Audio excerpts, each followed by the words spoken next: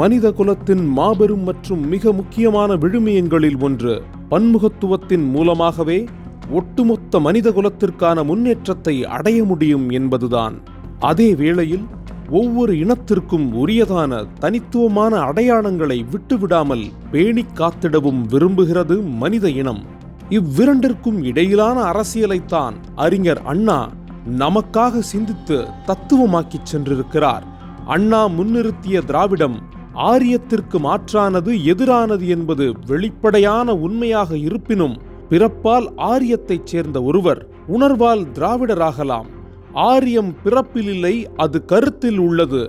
திராவிடராய் பிறந்து சாதியத்தை நெஞ்சில் சுமப்போரும் ஆரியரே என்கிற அவருடைய விரிவும் தெளிவும் அவரை சர்வதேசவாதியாக்குகிறது. எனவேதான் அவரால் நாடு என்பது பூகோள படமல்ல, அங்கு வசிக்கும் மக்களின் உணர்ச்சி தொகுப்பு என்று சொல்ல முடிந்தது.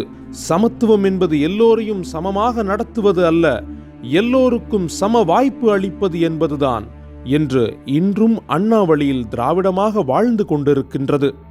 எம்ஜிஆர் அண்ணாவை பற்றி கூறுகையில், அரசியல் உலகில் அண்ணா நமக்கு அறிவூட்டும் கடவுள்.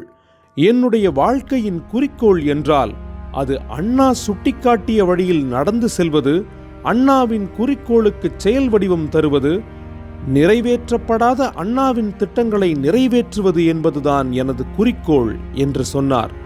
எனவே அண்ணா வழி திராவிடம் என்பது தமிழ் மக்களின் அரசியல். தமிழினம் தன்னைத்தானே ஆண்டு கொள்ளும் கலையினை பழக்கிய ஒரு தலைவனின் வழி.